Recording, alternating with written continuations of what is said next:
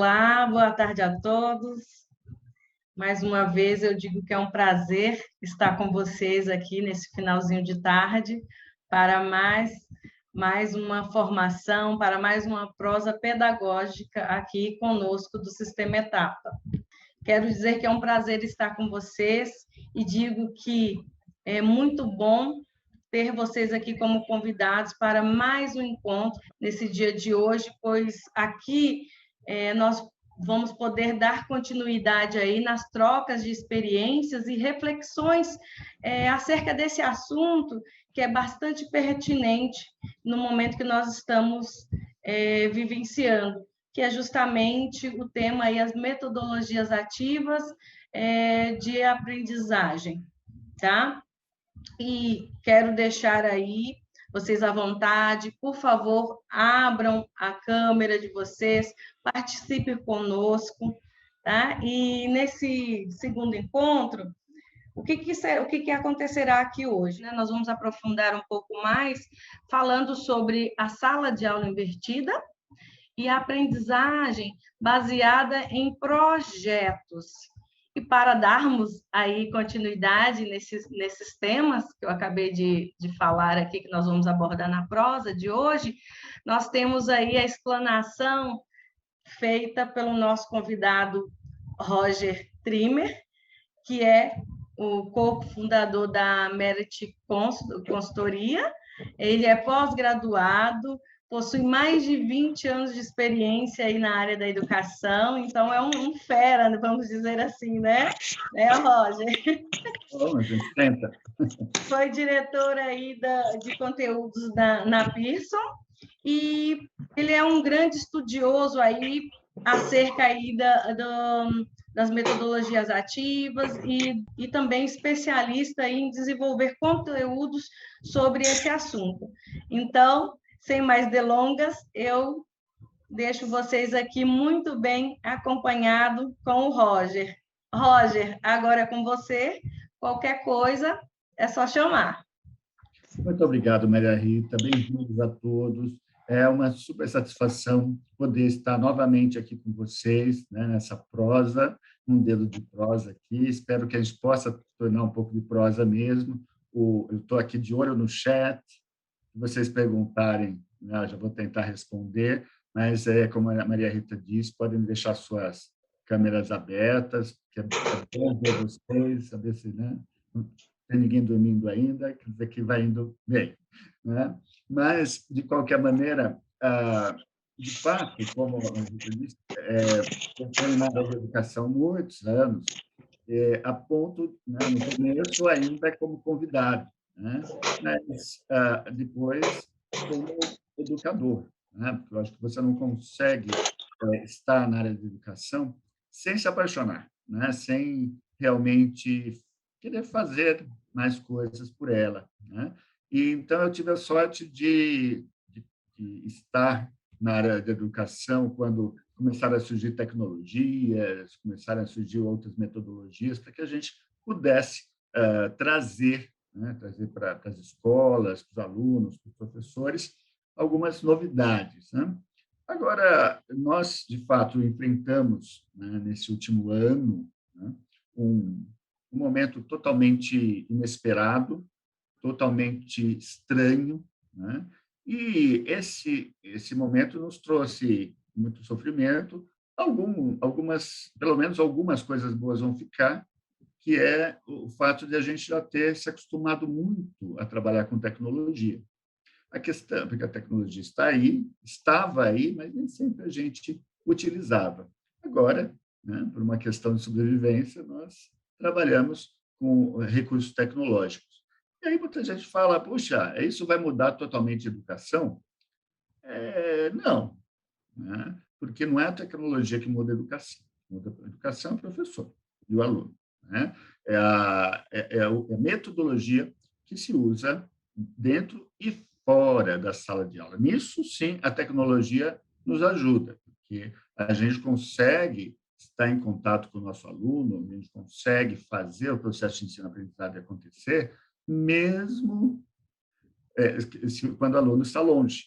Né? Então, agora, Claro que não precisa ser uma situação como essa, que nós somos obrigados a estar longe, sem a possibilidade do contato com os alunos. Então, esperemos que tudo volte ao normal em termos de participação dos alunos, muito logo, mas nós temos aí a possibilidade de utilizar algumas tecnologias para nos ajudar a aplicar metodologias diferentes. Então, no nosso encontro passado, eu falei um pouco de tudo que levava a essa conclusão, que levava a essa ideia de metodologias ativas, né? Então, a gente viu aí os teóricos ao longo do tempo. Eu ignorei os teóricos que não falavam o que eu queria saber, certo? É assim que a gente faz. Mas, sem brincadeira, tem tantos teóricos que já pensavam, né, aquilo que a gente precisa hoje, né? Então, a gente viu que, de fato, existe só um caminho, você permitir ao professor estar à frente ali do aprendizado junto com o seu aluno, né, com os seus alunos, né, usando estratégias que lhes permitam ter mais resultado, um resultado mais expressivo, e talvez, como se fala, deixando alguma coisa de lado, mas garantindo que aquilo que é mais relevante, que é mais importante para o aluno, que realmente aprenda.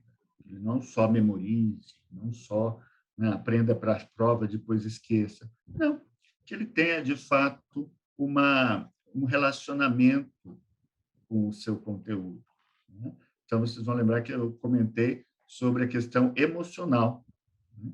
A gente lembra de algo que nos tocou, né? A gente lembra de um professor que é super bacana, a gente lembra de um trabalho em grupo que foi super legal, que fez, e lembra até as coisas que fez por causa disso. Então, a educação, ela passa muito por essa relação, né? Essa relação de amizade, né, que tem com o professor, com os seus colegas, e como é que a gente estimula, né, essa amizade, como é que a gente estimula esse processo? Bem, eu vou começar falando de uma metodologia, uma das principais metodologias chamadas metodologias ativas, que é a famosa sala de aula invertida, né? Muita gente quer falar em inglês e chama de flipped classroom. Não precisa, né? Tem o nome em português, não precisa usar em inglês. Então, e o que é essa questão da inversão? Quando houve começo, quando a gente foi obrigado a passar para o digital, muita gente ficou horrorizada, falando: agora os alunos estão em educação à distância, educação à distância não é para criança, né? Ah, mas o que nós fizemos nem sequer era educação à distância, né? Era um ensino remoto emergencial. A educação à distância, ela tem alguns mecanismos que são muito úteis, muito interessantes para o aprendizado. Um deles é justamente a inversão da sala de aula. Então, o que significa inverter a sala de aula, né? Não vou ficar fazendo brincadeira de cadeira no teto, não. O que eu vou falar é mais pensando mas será que você inverte a sala de aula mandando os alunos estudarem sozinhos e aí você, na sala de aula, não precisa da sua aula? É isso, né? O professor é preguiçoso, que quer aula de sala de aula invertida? Não, né? Muito pelo contrário. O professor que adota uma sala de aula invertida, ele é tudo menos preguiçoso, porque ele, de fato, ele vai precisar colocar muito da sua inteligência, né? Muito da sua experiência na seleção do material que os seus alunos vão utilizar. Por quê? Porque a grande charme da sala de aula invertida é que você não pensa exatamente o aluno está em casa ou ele está na escola. Você pensa assim, o aluno está sozinho ou ele está junto com o professor, com seus colegas, né? Se ele está junto com os professores colegas, esse é um momento ideal para que se trabalhe em grupo, né? Para que se faça uma aplicação do conhecimento. Por quê? Porque se eu tiver dificuldades ao fazer um exercício, a fazer uma fórmula, eu tenho o professor ali para me ajudar. Eu tenho o meu colega ali para me ajudar. Então, é trazer a prática, trazer realmente as resoluções, a aplicação dos conteúdos, né, para o momento em que estão todos juntos, né, deixando para o momento em que o aluno está sozinho o estudo individual. Então, aí muita gente acha, né, quando vê uma sala de aula invertida, ela acha assim, puxa, isso não é escola, isso é uma bagunça, né? Porque ali estão os alunos fazendo coisas diversas, alunos só separados, alunos sentados embaixo da carteira. Por quê? Porque na sala de aula invertida, o aluno está na sala de aula aplicando. Então, você precisa que o aluno esteja concentrado, sim, no trabalho educacional, mas não quieto olhando para o professor, né? Porque o professor ele está na sala de aula invertida ajudando os alunos. Claro, ele vai explicar algumas coisas, vai, sempre que necessário, mas o trabalho é do aluno. Então, se a gente pensar hoje que muitas das empresas se parecem com isso que eu estou mostrando para vocês, né? É mais ou menos a mesma coisa, né? Você está preparando o aluno, você está preparando o seu aluno, adolescentes, crianças, a, para um ambiente de trabalho que é totalmente diferente. Hoje eu estava conversando com um profissional de uma empresa grande e ele falando que agora ele está começando a voltar para o escritório, né? Alguns dias por semana. Ele falou, é irreconhecível, não reconheço mais meu escritório, porque não tem mesa, tem puff, né? Tem sofá, né? Tem algumas mesas, tem salas de reunião, mas parece um shopping o meu trabalho. Por quê? Porque mudaram as coisas, mudou a maneira de pensar em como você trabalha. E como que você vai querer que o seu aluno, né, fique o tempo todo, né, parado só olhando para você, né? Na verdade, o mais interessante é que ele possa trabalhar com a ajuda do professor. Então, tem muita coisa que se fala sobre sala de aula invertida que são erradas. Eu vou colocar algumas delas. Primeiro, que quer substituir o professor pela educação à distância. Nada mais errado, porque o professor, quando ele está com a sua classe e a sua classe se preparou para aquela aula, é quando o professor vai ser, na verdade, mais necessário, né? Porque vocês que são professores, vocês sabem quando que o aluno tem dúvidas, quando ele estudou, não é? Né? Se você chega na véspera da prova e pergunta: quem tem dúvida? Silêncio. Aí você já sabe que eles vão estudar só à noite, na véspera da prova. É uma tristeza isso, né? Então, você só tem dúvida quando está, de fato, participando, está realmente tentando aplicar o que você entendeu. E se você não entendeu, você vai procurar entender, né? E você não vai sair daquela aula sem entender, né? Porque você vai ter a participação do seu professor. Outro mito, né? Que o professor precisa ficar gravando aulas em vídeo. Sim e não, né? Muitos professores fazem isso, gravam aulas em vídeo, mas não é para ser uma aula inteira. Você vai ficar agora gravando 50 minutos de aula, o aluno não vai nem assistir, né? Agora, se você grava 5 minutos de vídeo ensinando o aluno a fazer um determinado problema matemático, o aluno pode ver quantas vezes quiser aquele vídeo de 5 minutos e pode entender melhor, né? É mais fácil ele entender assim do que se ele estiver na sala de aula e o professor ficar de costas, escrevendo na lousa, né? E o aluno não ter necessariamente, não prestar atenção necessariamente. Então, Aulas de vídeo, existem ou não? Sim, mas elas não são obrigatórias. Por quê? Porque o professor, quando ele vai pensar na sua sala de aula invertida, ele tem um mundo de materiais para utilizar. Ele pode ir na internet, ele pode usar materiais que já são da escola, pode usar materiais dele, pode usar materiais do YouTube, porque ele sabe escolher esses materiais, coisa que os alunos nem sempre sabem, né? Então, ele pode escolher esses materiais e colocar, alunos, são esses os materiais que vocês vão precisar ler, ver, ouvir, como preparação para a próxima aula. Na aula, ele vai trazer isso assistido, visto, e aí vai aplicar. Outro mito, né, que tira a função do professor na sala de aula. Como eu já comentei, nada mais errado. O professor é muito mais necessário quando ele deixa de ser somente uma televisãozinha falando, né? Então, os alunos ficam assistindo e pensando em outra coisa, às vezes. Tem aluno que presta atenção, isso depende muito, claro, de como o aluno aprende. Alguns alunos aprendem bem ouvindo, outros nem tanto. Então, é muito bom você dar outras possibilidades para o aluno aprender. Quarto mito, é uma moda passageira. Já está aqui há décadas, a sala de aula invertida.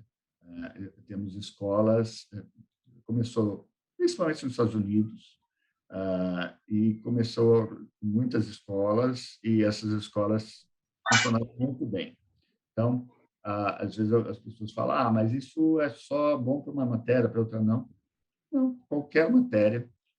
Eu tenho um livro escrito por um professor de matemática que, assim, ele resolveu inverter a sala de aula, isso em segredo, né? A escola nem sabia o que ele estava fazendo, né? Não que ele precisasse esconder, ele só não consultou ninguém. Ele começou a inverter a sala e ele percebeu que o aproveitamento dos alunos aumentou muito.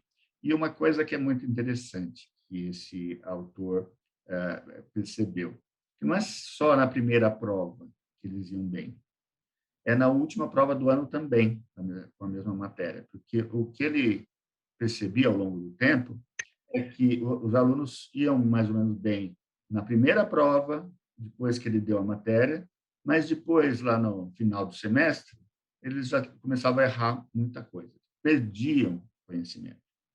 Por quê? Porque aquele conhecimento não estava, de fato, ligado ao seu comportamento, a algo que é importante para ele. Era só algo que ele tinha que decorar para a prova. Então, com a aplicação do conteúdo, os alunos aprendem muito melhor. É um pouco, voltando àquilo que a gente falou na última conversa, sobre a pirâmide de Glasser, quem estava naquela conversa vai lembrar que à medida que a gente vai descendo na pirâmide, o aluno vai participando mais e, ao participar mais, ele também retém mais o conhecimento. Outra coisa que não existe é tudo ou nada, não tem meio termo. Tá? Uma das coisas que não existe em nenhum processo é tudo ou nada, né? Que não tem meio termo. Porque, veja, educação, principalmente, é um processo humano, né? Assim, não tem chavinha para virar. A gente vai fazendo, a gente vai adotando, né? Então, quando se a gente quer começar um trabalho com saúde de aula invertida, eu não preciso fazer, olha, a partir de segunda-feira é tudo invertido. Não precisa ser assim. Por quê? Porque os alunos, eles também nem sempre querem. Todo mundo é um pouco avesso à mudança, né? Então, quando a gente quer fazer uma coisa, às vezes a gente tem que fazer aos poucos, né? E esse é um caso que dá para fazer aos poucos. Então, alguns professores que eu conheço começaram a usar a sala de aula invertida um dia por semana.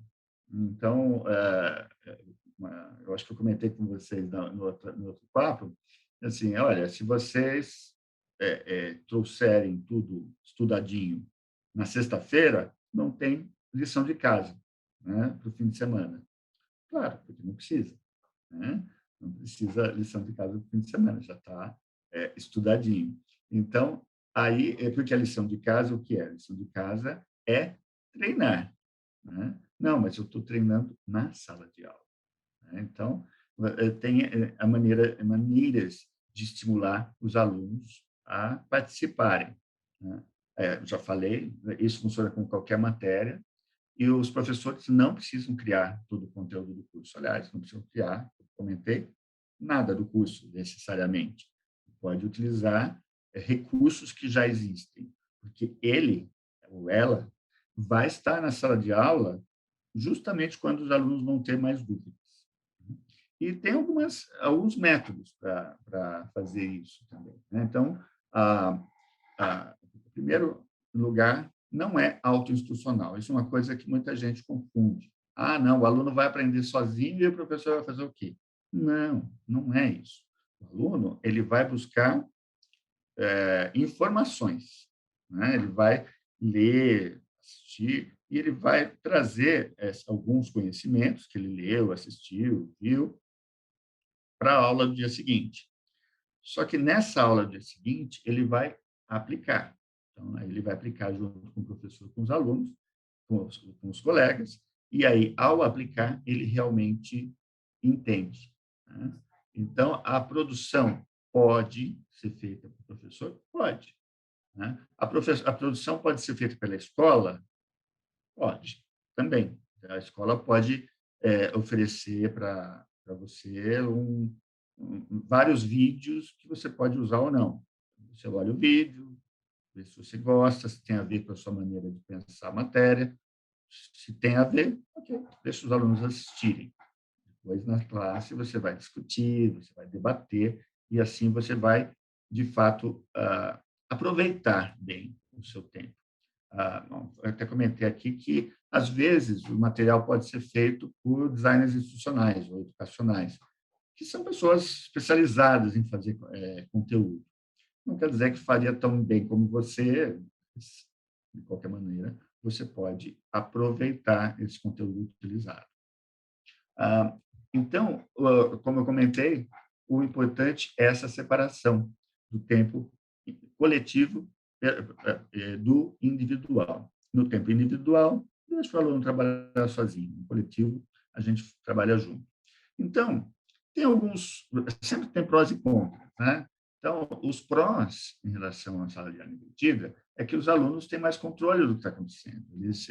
Ela realmente toma posse desse material, né?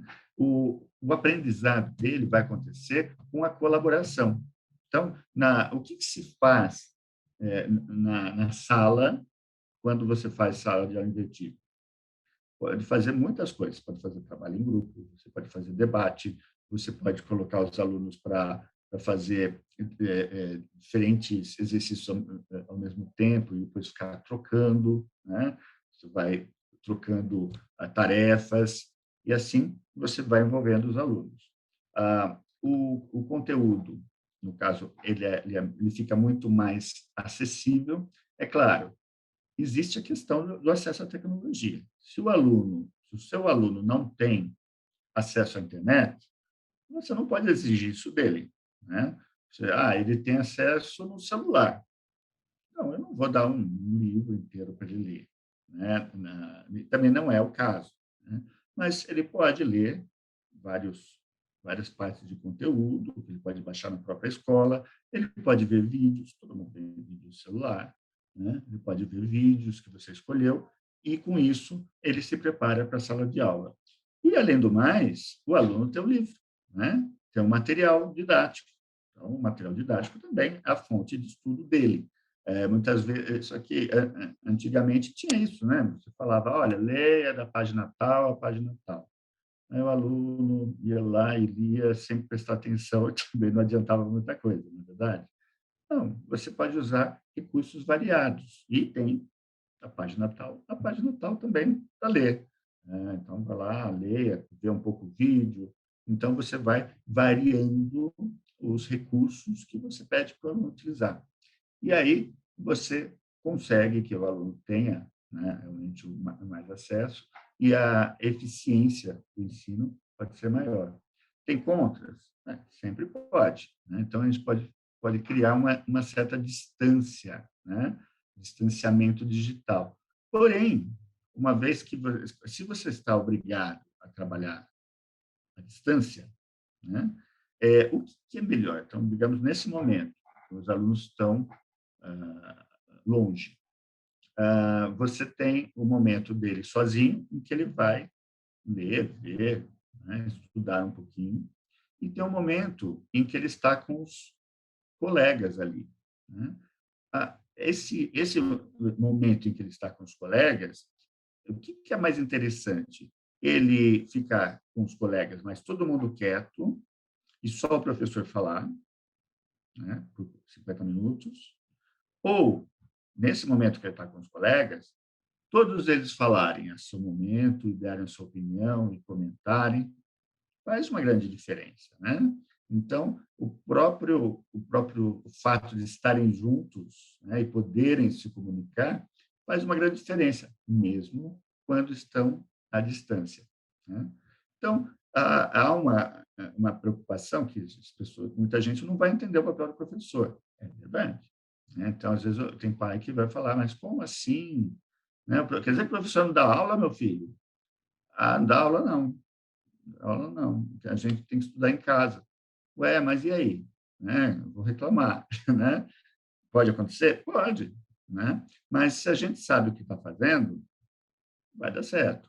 É mostrar para os pais, veja, pai, o professor está dando mais aula do que antes, né? Porque está ali ajudando os alunos a aplicar o conhecimento. Então, vai um pouco nessa direção, né? E, claro, existe a questão da preparação para exames, né? Então, aí eu estou falando mais em ensino médio, né? Então, muita gente se preocupa, mas é o momento de se treinar, né, para exames, então você precisa que o aluno só ficar fazendo exercício e o professor tem que fazer um show lá na frente. A gente tem que pensar em qual é, de fato, o valor para o aluno naquele momento, né? Se ele precisa, né, mais se recordar de coisas para o vestibular, o Enem, ou se ele precisa, na verdade, entender. Ele precisa, de fato, levar esse conteúdo para a vida. Então, se é para levar para a vida, a gente usa metodologias ativas. Então, a ideia é essa. Claro, e por último, tem essa questão do tempo na frente da tela, mas isso é um mal que todos nós sofremos hoje em dia, né? Então, tá no celular, está no tablet, está no computador, então, realmente acontece. Porém, a diferença do aluno passar 1 hora se preparando para a aula de amanhã e essa 1 hora ele está vendo vídeos, áudios, né? E lendo materiais, lendo blogs, etc., para ele estar lendo o livro. A diferença é significativa, é 1 hora a mais para ele estar numa tela. Porém, ele vai aproveitar muito bem essa hora no dia seguinte, né, durante a sala de aula. Então, esse é o benefício, ok? Então, de fato uma metodologia com a qual você... para os anos fundamental 1, anos iniciais, é mais complicado. E não é. Então, vamos pensar nos anos de... Quando o aluno está sendo alfabetizado, óbvio que ele não vai ler em casa. Ele pode ter outras atividades a fazer, né? Então, ele vai fazer um certo treinamento, né? Um treino motor, ele vai fazer atividades em casa que vão ajudá-lo quando ele estiver em sala de aula. É uma preocupação diferente. Agora, a partir do momento que o aluno está alfabetizado, ele pode sim, maiores não são alfabetizados e pais não conseguem ajudá-los. Eu não sei, a professora Rosângela colocou isso, né, que os maiores não são alfabetizados e os pais não conseguem ajudar. Bom, então, eu coloco, a partir do momento que o aluno é alfabetizado, ele consegue. A maioria, entendi. Então, aí é um problema. Você, de fato, enquanto o aluno não está alfabetizado, você tem que colocar a transmissão também do conteúdo na sala de aula. Aí alguém pode pensar em alguma maneira de fazer isso. E veja bem, um vídeo não precisa que o aluno seja alfabetizado, né? Um áudio não precisa que o aluno seja alfabetizado. E uma coisa interessante do vídeo e do áudio é que ele pode repetir quantas vezes quiser. Então, ainda assim, você pode dar conteúdos para ele, né, se apropriar em casa e depois trabalhar com eles em sala de aula. Então, dá para dar um jeito, né? O acesso à tecnologia, então, por exemplo, a criança que não tem acesso à internet ou que não tem computador em casa, ele vai ter mais dificuldade, sim, né? Mas, como eu comentei, todo mundo tem um celular, né? E, normalmente, praticamente todos os celulares hoje são os smartphones, como se chama, e dá para utilizar, dá para baixar o videozinho, dá para ver na escola, depois levar. Então, dá para se ter uma flexibilidade dessa maneira, né? Então, eu já vi, assim, nesse período de pandemia, eu já vi muito nas escolas, os alunos indo à escola para usar o acesso à internet da escola para baixar os conteúdos no celular. É complicado, né, de fato. Mas a gente tem que se adaptar de qualquer maneira. Agora, é impossível, não é. É uma questão de metodologia. Torno a dizer, é o que você vai fazer em sala de aula que conta, né? Então, em muitos casos, você vai explicar, você vai, né, vai perguntar, e aí, você entendeu isso, entendeu aquilo, não entendeu? Então, se ninguém entendeu nada, você vai precisar, de fato, explicar mais profundamente aquela questão. Agora, se a maioria já entendeu, ótimo, vamos aplicar. Quem não entendeu vai aprender durante o processo, ou o professor está ali, de qualquer maneira, para ajudar. Agora, eu queria falar para vocês, e assim, já que você vai preparar os alunos, né, e os alunos vão vir para a sala de aula sabendo mais ou menos do que se trata, né, a matéria, aí você pode, uma das coisas que você pode fazer com eles em sala de aula é projetos, né? Então, você pode pensar em um projeto que o aluno, não, um grupo de alunos possa desenvolver em conjunto. Então, o que seria um projeto? Pode ser pensar como que a escola poderia instalar um sistema de reciclagem de água, por exemplo, né? Puxa, é um projeto complicado esse, vai ter que envolver um monte de coisa. Sim, eles são 5, eles vão se dividindo e, ao longo do tempo, eles vão chegar a alguma conclusão em relação a isso. O professor vai ajudando, né? Mas eles vão pesquisando, e aí vai iniciar um processo de pesquisa.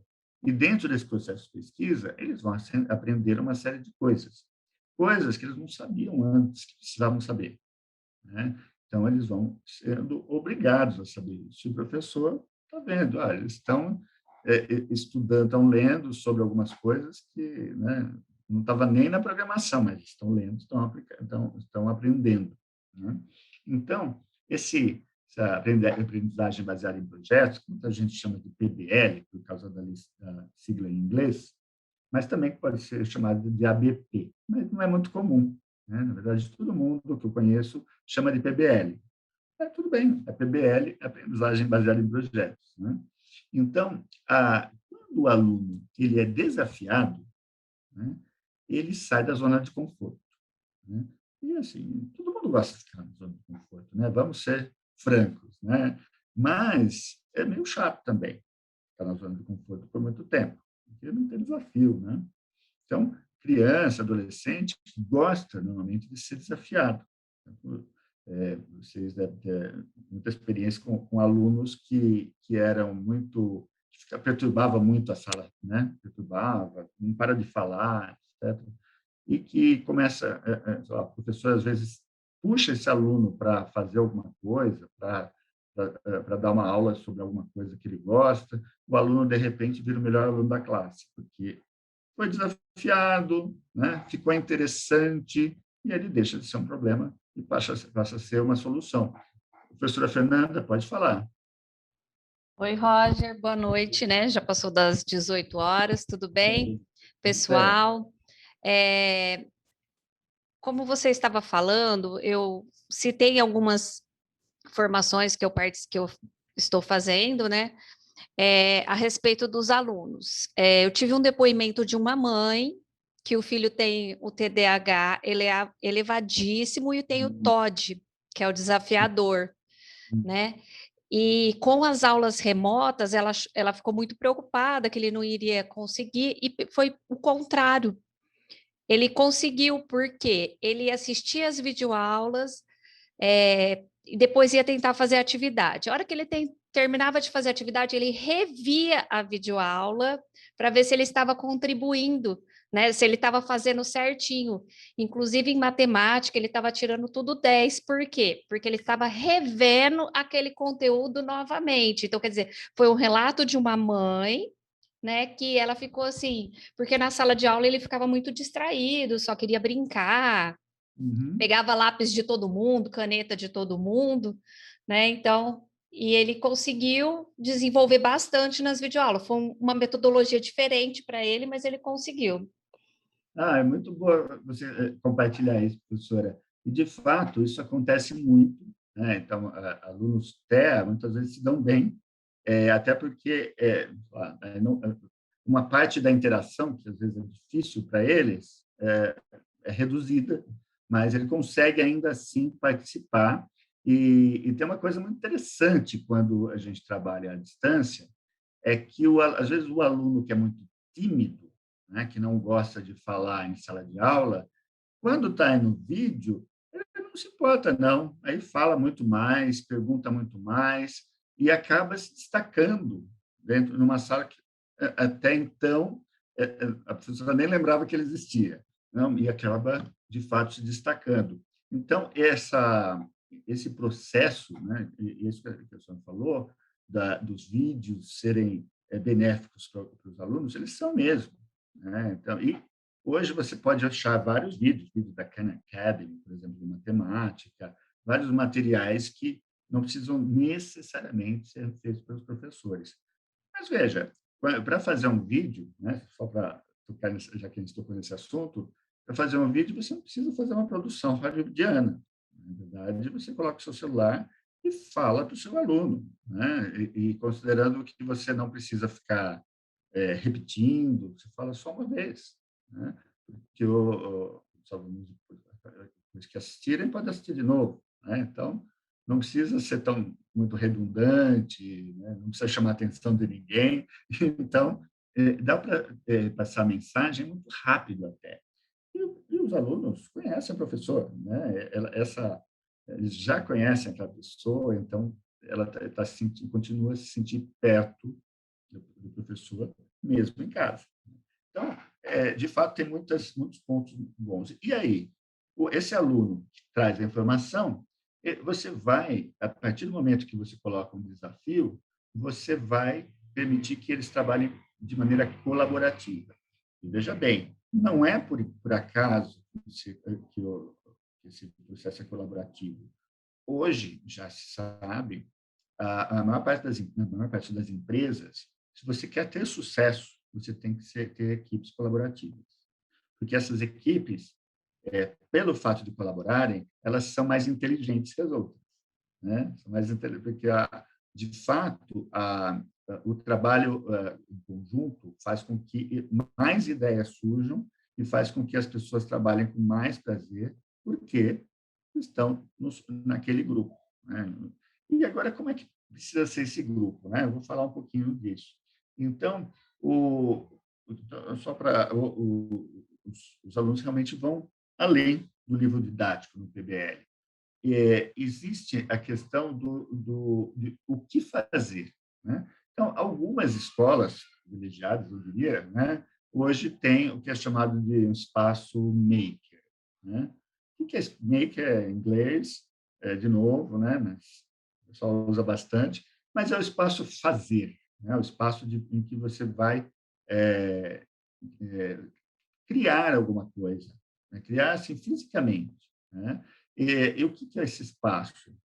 Ah, precisa ter impressoras 3D, tem que ter cortadoras laser. Se tiver, até é bom, mas não precisa. Na verdade, isso aqui seria uma oficina. Né? Então, em algumas escolas, eu vejo assim, tem um espaço, né? Uma mesona, né? E ali e tem ferramentas que os alunos vão usar para fazer alguma coisa. Então, olha, eu quero fazer uma casinha ecológica. O que é isso? Ah, uma casinha que tem plantas em cima e aí a água faz assim. Então, você vai criar coisas e construir. Né? Para quê? Para resolver um problema. E esse problema é, justamente ele é dado pelo professor. Né? Então, o professor vai pegar o que eu posso fazer, eles fazerem, né? Que eu queria que eles façam, para que eles aprendam o que eles precisam aprender na minha matéria. E talvez junto com a matéria do outro, né? Porque o fazer é, por excelência, assim, uma atividade multi, multitarefa, mas de muitas matérias ao mesmo tempo. Né? Então, você pode fazer essas relações todas, história com geografia, ciências com geografia, e assim por diante, matemática com alguma outra coisa, e assim você vai aplicando. Então, o uso do espaço maker, se você tem, é ótimo, mas o conceito é mais importante. O conceito é, você é aluno, você pode fazer as coisas, você pode construir. É mais ou menos quando, quem é professor de português, quando você consegue mostrar para o aluno que ele consegue produzir um texto. Né? Às vezes, os alunos ficam encantados quando eles percebem que eles conseguem produzir. Então, e a mesma coisa serve para as outras matérias. Se ele consegue produzir uma coisa de ciências, funcione, faz muita diferença. Só ler aqui, não está dando para chegar tudo. A professora Simone falou, ao meu ver, que falta nas aulas online a interação do aluno com o professor, falta intimidade. Torna-se mecânica e a aula precisa ser viva, dinâmica, ativa, e por mais que o vídeo não seja bom, ainda não consegue... Não, por mais que o vídeo seja bom, ainda não consegue atingir o objetivo, que é o calor humano. Bom, eu não posso, né, eu tenho que concordar com isso, de fato. Mas, veja, a aula online, como que a gente está fazendo aqui, com a possibilidade de troca de ideias, ela não é fria. Né? Ela também transmite calor. O que fica frio é o vídeo gravado. Mas, se a gente considerar que o vídeo gravado é quando o menino estiver sozinho, não é problema. Né? O vídeo gravado é para ele conseguir uma informação. Ou a aula digital é para conversar. Né? Ele tem tempo para conversar, por quê? Porque o professor não tem que ficar recitando um conteúdo. Né? Às vezes, né, de fato, você tem que dar o conteúdo, dar como? Falando. E isso toma todo o tempo da sala, todo o tempo da classe. Então, que hora que o professor vai olhar para o rosto do aluno, né? E vai ver se ele está entendendo ou não, e tudo mais. Então, acho que vai um pouco nessa direção. PBL também assim, permite fazer, por exemplo, aqui um projeto de jardim suspenso. Né? Então, ok, vamos lá para fora, tem um espaço, vocês vão lá pegar doação de... Aqui era não sei como é que chama isso, pallets. Eles pegaram doações de pallets e começaram a construir um jardim suspenso. E aí, com isso, aprenderam design, aprenderam botânica, paisagismo. Então, com isso, e também preservação do ambiente, e assim por diante. Né? Um outro exemplo de PBL que é muito interessante é a simulação de ONU. Vários locais no Brasil fazem isso, várias escolas, e é impressionante o que você consegue em termos de crescimento dos alunos. Por quê? Você imagina, você coloca, olha, cada um de vocês é o delegado de um país, né? E você vai discutir as necessidades dos seus países, do seu país, vai defender essas necessidades e vai apresentar essas necessidades e vai discutir. Para que isso aconteça, eles têm que estudar muito, né? E é impressionante como eles fazem isso com prazer, né? Por quê? Porque, poxa, eles estão no palco, né? Então, eles gostam disso. Normalmente, é um desafio muito legal. A professora Maria Tereza colocou como podemos aplicar a PBL no infantil. Olha, eu vi, um exemplo, segundo ano, uma escola, um sistema de ensino, como é que era? Eles montaram, no segundo ano, eles montaram na sala uma grande mesa, e essa mesa era o projeto deles, era a cidade. Se bem me lembro, era a cidade, com tudo que a cidade tinha, né? E, com isso, eles usaram geografia, estudos sociais, porque eles iam comparando ciências, então, toda a questão de energia elétrica da cidade. Então, eles passaram o ano desenvolvendo aquela cidade e as aulas iam correndo dentro desses conceitos, dentro dessa cidade. Pensando, alunos de segundo ano, alunos que mal estão, assim, ok, às vezes alguns estão mais alfabetizados, outros um pouco menos, né? Mas não tem problema, porque as discussões sobre o que afetava ali a cidade estavam muito claras, né? E aí a professora ia colocando os desafios para justamente entrar nos conteúdos que ela precisava dar. Então, ela cumpriu o currículo, né?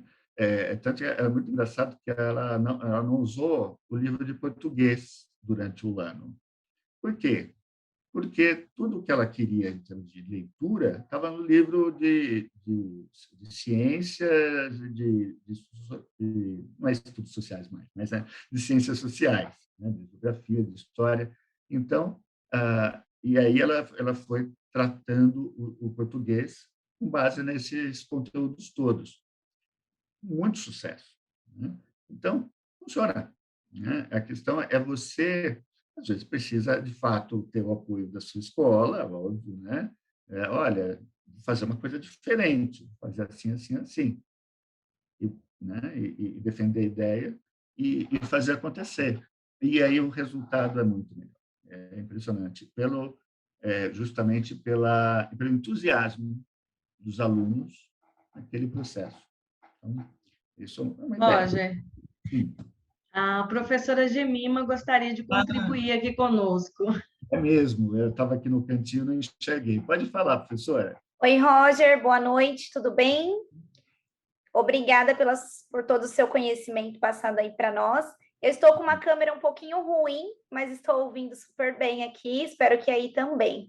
Roger, eu fui professora até um tempinho atrás na educação infantil, vivenciei todas essas questões, né, na educação infantil, algumas delas, né, e eu queria uma dica de atividade, se possível, sobre o PBL, né? Lá no maternal, pré-1, crianças de 3, 4 anos, como a gente faz, né, essas adaptações das metodologias ativas para essas crianças, sendo que dentro da nossa realidade nós temos aí o ensino híbrido, as crianças lá em casa com os papais, as famílias, e na escola também. O que você daria aí de incentivo para nós professores, levar aí para a nossa sala de aula de novo aí de novidade? Muito obrigada, viu? Obrigado, professora. Olha, assim, a educação infantil à distância é complicado. Eu sei porque eu tenho uma filha de 4 anos que fez muitas atividades à distância. E, de fato, o professor, às vezes, tem que quebrar a cabeça para pensar em alguma coisa que vá funcionar com a criança sozinha, principalmente. Claro, por isso, precisa da ajuda dos pais. eu não sei se é uma dica que eu posso lhe dar, mas tem uma coisa que é muito importante, eu preciso falar. Na verdade, a pedagogia, né, que se faz, que se usa na educação infantil, é muito próxima, né, é muito ativa, na verdade. Né? Ela realmente, porque quando você quer ensinar uma criança as letras, você não vai simplesmente falar, esse é o A. Não. As professoras elas vão buscando estratégias. Vamos montar uma palavra. Olha, o que tem essa palavra? Começa igual a essa, né? Abacaxi com abacate, né? O que tem de diferente, o que tem de igual. Então, as professoras de educação infantil, né, já usam muito essas estratégias. Então, acho que, professora, confirma isso ou não, professora Gemma? Sim, sim, com certeza. A gente usa bastante o lúdico e tudo mais. É que enquanto professora, né, quando traz essas informações relacionadas ao ensino híbrido, principalmente os professores de educação infantil, a gente fica, né, um pouco receosos e tudo mais. Então, muito obrigada aí por essa luz aí no meio do caminho. Não, então, porque a educação infantil é muito ativa. Né? O grande problema é quando, às vezes, quando entra no primeiro ano, pode acontecer de a gente estar com muita pressa, né? E às vezes, tem muita coisa, tem muito conteúdo, tem que passar por todo o conteúdo. Né? Espero não falar nada errado aqui, mas no sentido que é muito melhor a gente permitir que o aluno aprenda muito bem alguns conteúdos que são mais fundamentais do que tentar que ele memorize tudo, só que aí não vai memorizar quase nada. Né? Então, eu acho que o professor, às vezes, tem que colocar esse peso, né? Onde que eu vou colocar mais da minha criatividade, né? Para conseguir um aprendizado melhor. Então, colocar os alunos para trabalhar em projeto vai significar que eles vão gastar mais tempo, né? com aquele assunto. Porém, o aprendizado que ele vai ter aquele assunto vai ser muito, muito maior do que seria se fizesse uma aula mais normal. A aula mais normal é ruim? Não, né? Não é isso. A questão é estratégia. Então, olha, eu tenho uma aula normal para tal assunto, eu preciso explicar para eles, então eu não quero que eles, né? Eu não tenho um projeto para esse assunto, vou falar. Para outros assuntos, eu coloco num projeto, né? Ou pelo menos coloco uma discussão em grupo, né? E aí você tem uma resposta aí. Tem um comentário aqui da professora Ana. Tem a questão da falta de acesso à internet por parte dos alunos. Sim, a questão do que o aluno, no infantil, ensino fundamental, o aluno não tem celular e depende dos pais. Veja, eu entendo que é uma situação muito complicada, né? Realmente, a educação à distância para alunos tão jovens. Mas eu queria que vocês pensassem aqui um pouquinho além desse momento que a gente está vivendo. Também, realmente, está muito difícil. Realmente, nem todo mundo tem acesso. Mas, uma vez que as aulas voltem ao normal, né, a gente não precisa voltar totalmente ao normal. Né? A gente pode usar muitos dos recursos que os pais se acostumaram a usar agora para justamente a gente poder fazer uma aula mais ativa. Né? Então, essa é um pouco a ideia. Então, a gente está fazendo hoje o que pode, né? O que dá. Né? Então, a gente não pode exigir demais. Outro esforço interessante de PBL, que eu gostei muito, que aqui é uma escola que ela usa carrinhos para aula de física. Esses carrinhos são um modelo de carrinho que a escola tem, está sempre lá o chassi dos carrinhos, e o aluno precisa desenvolver o trabalho, né, de fazer com que o carrinho ande só com a energia potencial. É uma coisa de física, mas já envolve física, matemática, envolve até parte mecânica, né, que o aluno vai ter que realmente criar ali, construir. Então, tudo isso faz com que o aluno aprenda mais. Tem em física, existe uma tradição já de se construir foguetes. Inclusive, tem até a professora Samantha conhece, pelo jeito, dos foguetes. Então, puxa, é maravilhoso. Os meninos aprendem de maneira fantástica. Quando eu era garoto, eu aprendia muito nas feiras de ciências, né? Então, se você estimula os meninos a participar de uma feira de ciências, o quanto eles aprendem sobre aquele trabalho é um absurdo, né? Só que feira de ciências tem uma vez por ano, mas a aula tem todo dia, né? Então, a gente pode ter muitos outros trabalhos, né, que eles podem fazer sem gastar nada, né, com material reciclável, mas que vai fazer com que eles possam realmente entender a disciplina de física, no caso, ou de ciências, né, no caso dos mais novos, realmente construírem conhecimentos que eles vão usar mais para frente, né? Eu sei que a gente já está meio avançado, eu queria falar de uma complementação do PBL, que é o TBL, né? Que é a aprendizagem por equipes. Por quê? Mas a gente já está falando por equipes, né? Não, eu queria falar um pouco como é que se formam as equipes, como é que essas equipes funcionam mesmo. Então, você pode fazer sala de aula invertida e não fazer equipes fixas. Mas quando você trabalha com equipes fixas dentro da sua sala de aula, você vai ver que os resultados eles vão melhorando, trabalho a trabalho, né? Mas, para isso, você precisa formar as equipes evitando as panelinhas, né? Então, evitar que os meninos do fundão querem fazer grupo sozinhos, né, entre eles, os mais, né, que gostam de estudar, né, não pode ser assim, né? Então, vamos ver como é que funciona o TBL. Então, a questão é que a setinha está no lugar errado.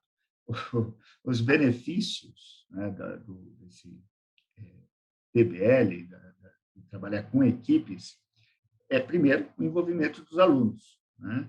A questão do desenvolvimento da maturidade deles, né? E algo que é absolutamente, vamos dizer, eficiente, que é o fato de eles se ensinarem, que é a aprendizagem por pares. Tem gente que chama a aprendizagem por pares de uma outra metodologia ativa ainda, mas ela acontece dentro dessas metodologias que eu estou falando aqui. Por quê? O aluno, na hora que ele está trabalhando em grupo, ele se sente responsável pelo colega, né? Então, se ele sabe e o colega não sabe, ele ensina. E na hora que ele ensina, ele aprende para sempre. E o outro colega acaba aprendendo, né? Por quê? Porque está aprendendo com o colega. Então, realmente existe, às vezes não tem uma inibição que ele teria com o professor, às vezes ele não quer perguntar para o professor, ele pergunta para o colega. E com isso o colega realmente pode ajudá-lo. E aí você tem o famoso 95% da pirâmide de Glasser, né? Essa tinha estava errada. Agora, porque, uma vez mais, para que trabalhar em grupo? Hoje, o que se espera de um profissional é que ele tenha um pensamento crítico, que ele saiba colaborar com colegas, que ele saiba se comunicar e que ele tenha criatividade. Como é que você desenvolve isso? Com trabalho em grupo. Então, todos os processos que eu conheço de estímulo à criatividade, eles passam por trabalho em grupo. E essas são chamadas as 4 Cs das habilidades socioemocionais. Então, crítico, pensamento crítico, colaboração, comunicação e criatividade. Como é que a gente faz isso? 4 passos, né? Primeiro, os grupos não nascem feitos. Quem vai formar o grupo é o professor. Por quê? O professor ele já conhece mais ou menos a classe. Ele já sabe, olha, aquele ali e aquele ali, eles gostam de ler. Não vou colocar eles juntos no mesmo grupo, vou colocar separado. Vou colocar esse que gosta de ler com aquele que gosta de matemática. E aí eu vou colocar aquele mais tímido junto com o que é mais bagunceiro, né? Que o de bagunceiro gosta de falar e aí a coisa vai andar. Então, aí você tem um grupo de 4 pessoas, cada uma com uma característica, e cada um vai trazer uma habilidade para aquele grupo. Então, é importante que os alunos sejam complementares. Claro, nem sempre dá para formar todos os grupos com um exemplo de cada uma de todas as habilidades, mas você consegue formar grupos heterogêneos, né? Cada um diferente do outro, para que eles consigam trabalhar de uma maneira mais rica. Né? Não vai ficar todo mundo parado, nem né? Todo mundo olhando para uma coisa só. Não. Alguns vão perceber coisas mais exatas, outros vão perceber coisas mais sutis e assim por diante.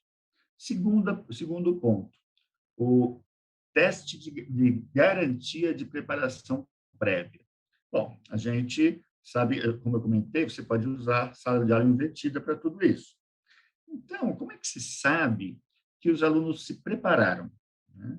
Então, olha, é para se preparar, gente. A gente combinou, certo? A gente vai fazer o trabalho em grupo, a gente vai fazer assim, assim, assim, mas vocês vão precisar assistir o vídeo, vocês vão ter que se preparar. Como é que a gente garante que eles se prepararam antes de começar o projeto? Primeiro, você faz uma prova, né, individual, né, e você vê como é que eles vão individualmente, separados, naquela prova. Então, que questões eles acertaram, que questões eles erraram.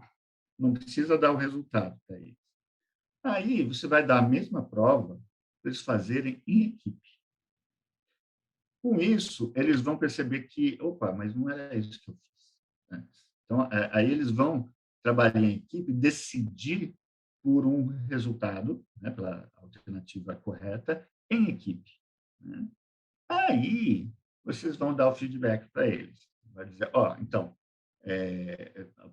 questão 1, alternativa A. Um grupo fica feliz, outro grupo fica bravo. Mas eu sabia que era assim. E aí você começa a ter, de fato, essa conflito de ideias, né? Não conflito entre as pessoas, mas puxa, mas eu falei que era assim, não era tal. Mas por que não era assim? Né? E aí você consegue tirar os famosos preconcepções, né? Então, falar, como é que existe a energia? De onde vem a energia elétrica? Vamos fazer uma coisa mais simples, né?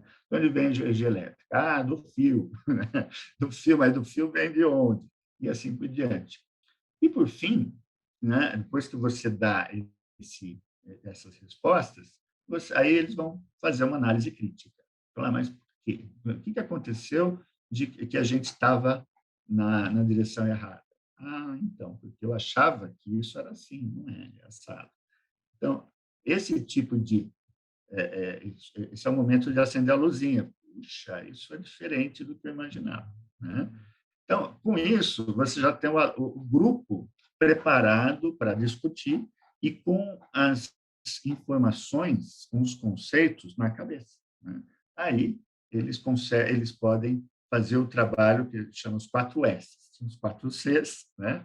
Agora são os 4 S's. Quais são os 4 S's do trabalho em grupo? Primeiro, problema significativo. Se o problema não fizer sentido para o aluno, ele não vai se dedicar a ele. Então, você fala, não conseguiria pensar agora para vocês um problema que não fosse significativo. Né?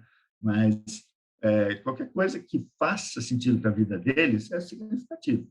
Então, é bom que faça sentido para a vida deles. Segundo, todos os grupos terem o mesmo problema. Então, não vou dar um trabalho para um trabalho para outro, para outro, para outro. Não, eu quero que todos façam o mesmo projeto, né? Que tenham o mesmo desafio. Porque aí também você, como professor, você consegue entender como cada um se desenvolveu, como cada grupo se desenvolveu, como cada aluno se desenvolveu, até por causa dos resultados. Você faz eles vão fazer uma escolha específica, então, uma resolução de problemas, certo? Então, eles vão decidir por uma solução, essa escolha específica. E, por final, eles vão fazer o relatório do trabalho deles. E se recomenda que esse relatório seja simultâneo, ou, pelo menos, que os alunos não consigam mudar o trabalho, né, entre um e outro. Então, às vezes acontece de você começar apresentações no final de uma aula, e aí alguns alunos apresentam, e aí os outros vão para casa, ainda tem 2 dias para mudar o trabalho e ficar mais correto. Então, não, né? Então, todo mundo tem que relatar aquilo que fez, né? Para justamente poder entender o que fez errado, caso tenha feito errado. Então, essa é a metodologia do trabalho em equipe. E, por fim, né, eles vão fazer o feedback entre os colegas. Para quê? Porque aí eles vão entender o conteúdo, eles vão entender como é que foi o seu próprio desenvolvimento. Então, olha, eu não sabia isso, agora eu sei. E, por final, eles vão discutir as lições aprendidas. Olha, tá, e a gente? O que a gente faz com isso? Olha, isso serve para aquilo outro. Olha, a gente não fez direito isso, porque eu acho que a gente quis direto numa solução mais fácil e acabamos não tendo uma solução boa, e assim por diante.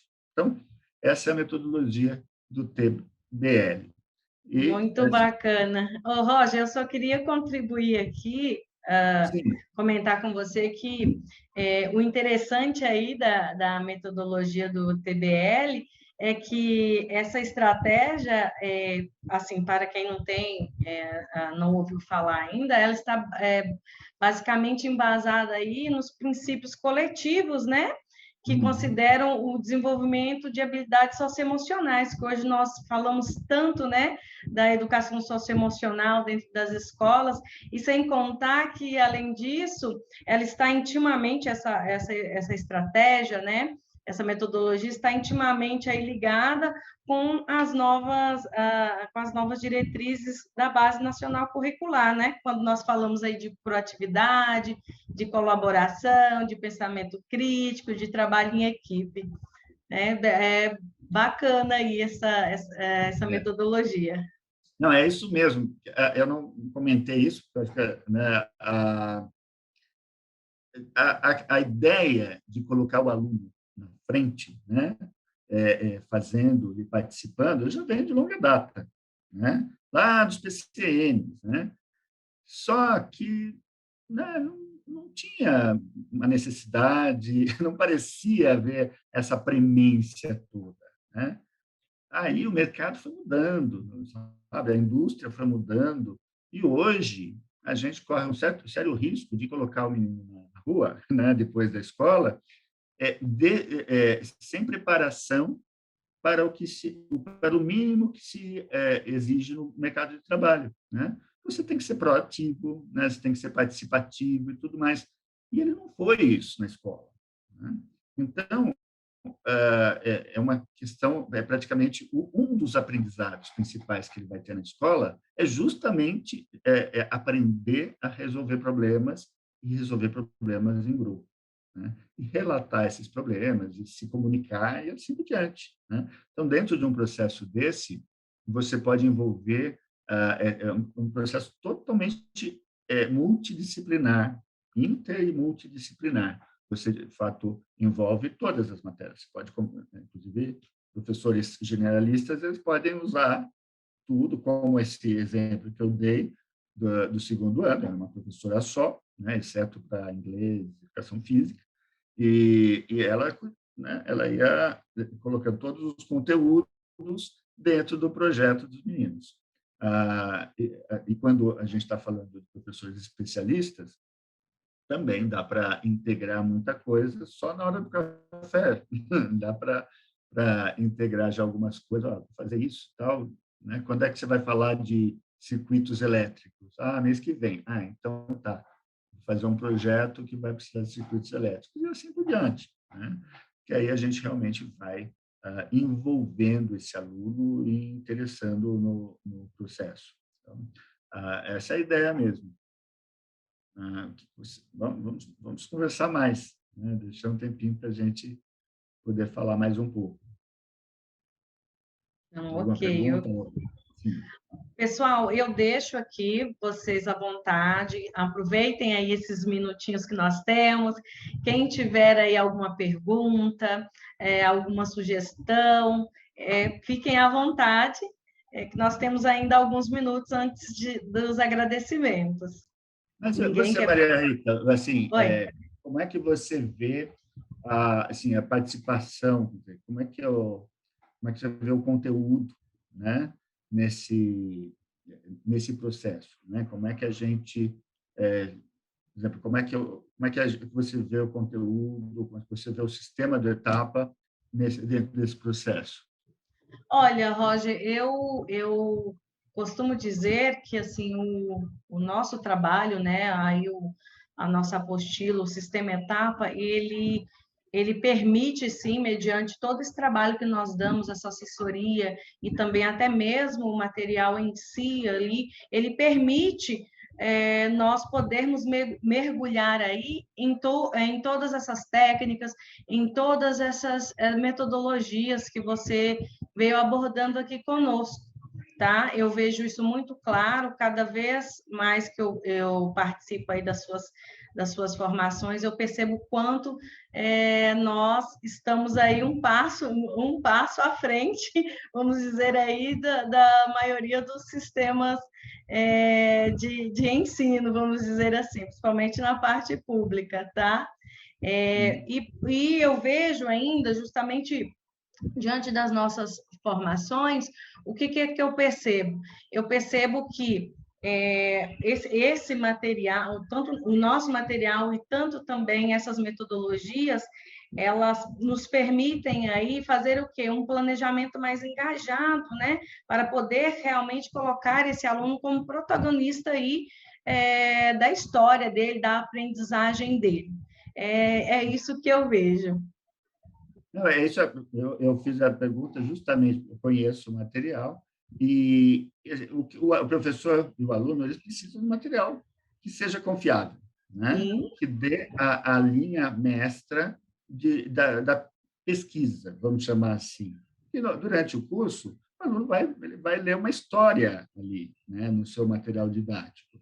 Mas essa história, ele vai ficar na cabeça, ela vai ficar na cabeça dele o mais que ele conseguir realmente se aproximar, né?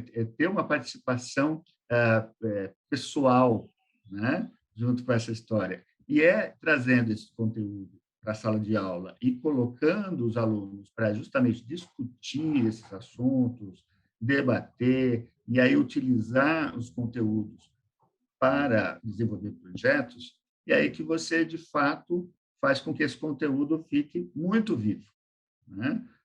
Então, está lá, é seguro, está correto, né? Então, tem uma fonte segura, uma fonte certa para o meu trabalho.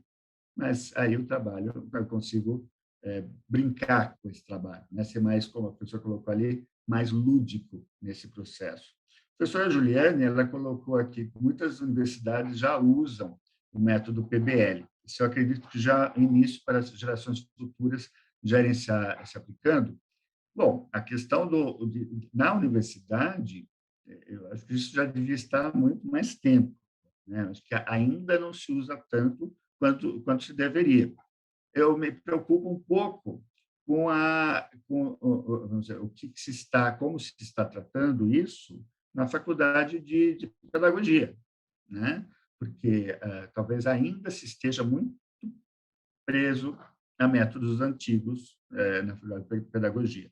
Isso ouvindo algumas professoras que já acabaram de sair do curso de pedagogia, falando, puxa, mas não tive isso, né? Então, é importante a gente ajudar as professoras a conhecer essas novas maneiras de fazer eu vou retomar uma coisa que eu falei na conversa passada, nem é tão novo assim, né? Tem muitos séculos. A questão é que a gente se acostumou, né, a uma maneira de trabalhar padronizada, né? Mas agora, principalmente com um pouquinho de tecnologia que a gente tem, né, que a gente possa usar, a gente já consegue fazer algo diferente, né? A gente consegue fazer realmente deixar o aluno brincar, né? Só que aprender de verdade, né? Brincar com o conteúdo, brincar com as informações e realmente produzir, né? Então, acho que é muito por esse caminho, né? A professora Ana falou que o sistema etapa vem contribuindo para uma nova visão metodológica, e acho que é essa a questão mesmo. Como você tem um conteúdo, legal, está lá o conteúdo, mas como é que você vai usá-lo, né? Então, você pode usar de várias maneiras. Então, essas são algumas ideias de como isso pode ser empregado, de como essa experiência do aluno pode fazer a grande diferença. Deixa eu ver aqui. A professora Marlene compartilhou que, com certeza, as aulas durante e pós o período de pandemia não deverão ser como antes. A experiência fez com que surgissem muitos aspectos inovadores, lúdicos, e mesmo com a falta de recursos tecnológicos, família e professores reinventaram a forma de ensinar diante dessa situação que estamos vivenciando.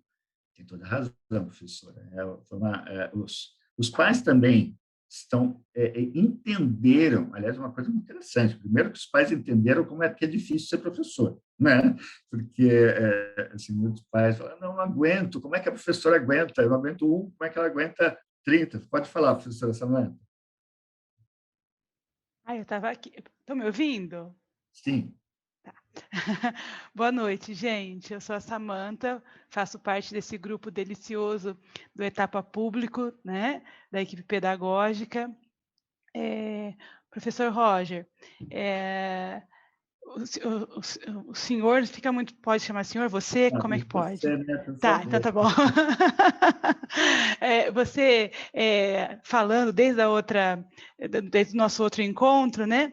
Você falando da importância do protagonismo do aluno, né? Que a gente não pode mais chamar de aluno, tem que evitar, porque aluno é sem luz, né? A gente precisa falar estudante, porque estudante é aquele que estuda, né?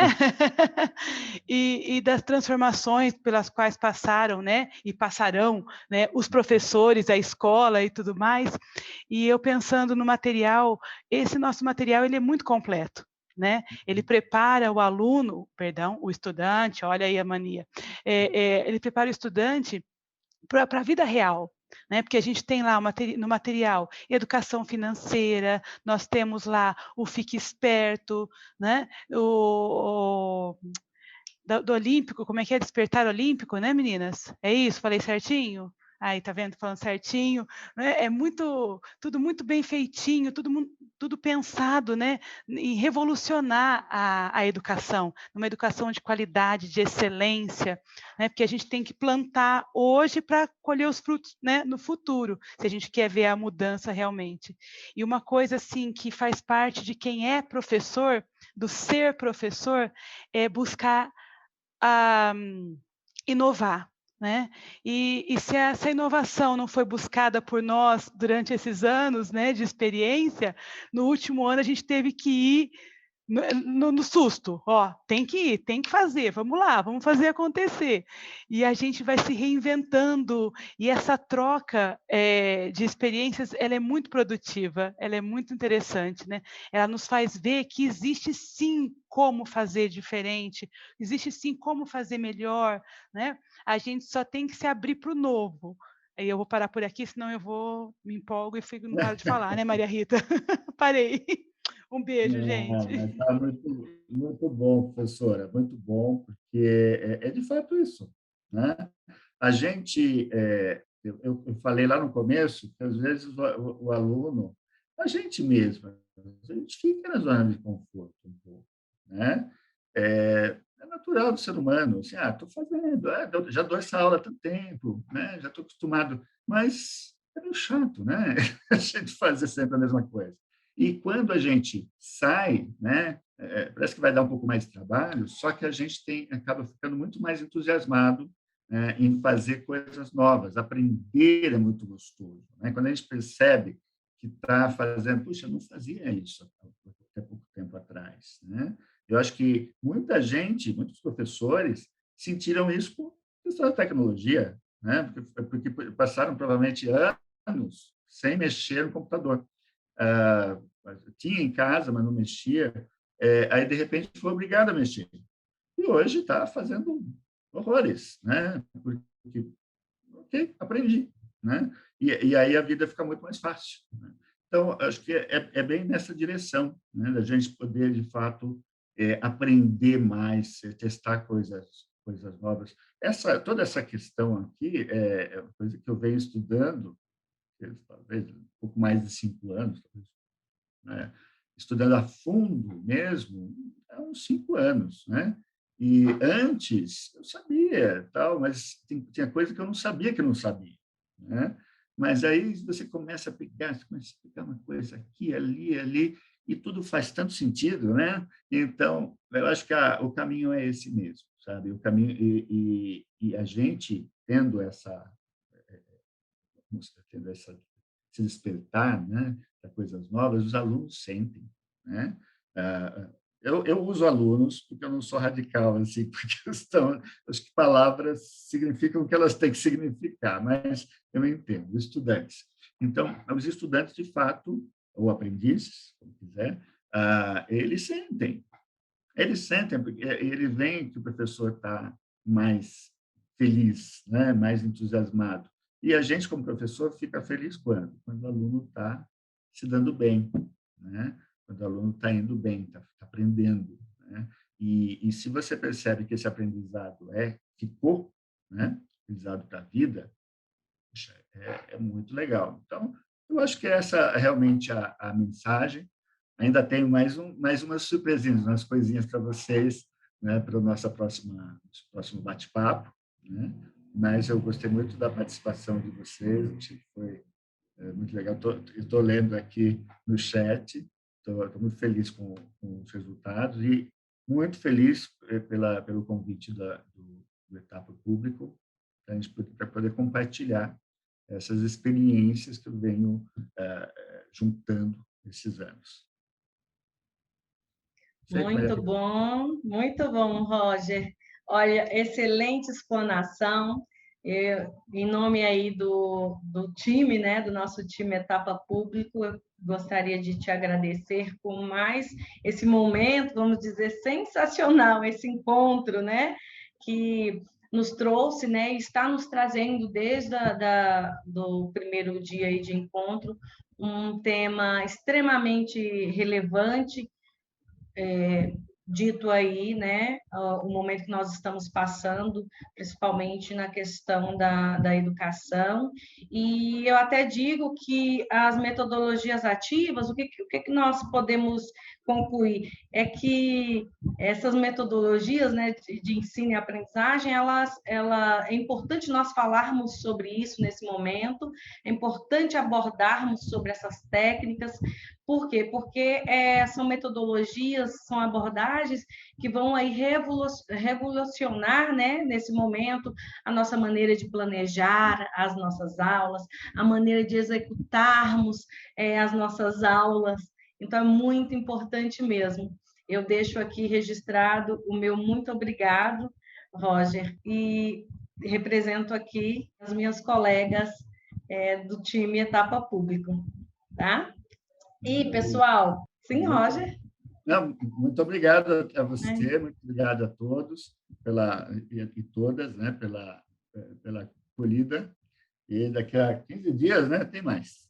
Sim, então, pessoal, eu não sei vocês, mas pelo menos aqui comigo ficou um gostinho assim de mais informações sobre o tema, de mais conteúdos aí sobre esse assunto. Mas, como o Roger acabou de contar aqui, não precisam se preocupar, porque nós temos aí mais um dia para podermos continuar aí essas reflexões, essas discussões aí acerca aí desse tema tão importante, tão ímpar nesse momento.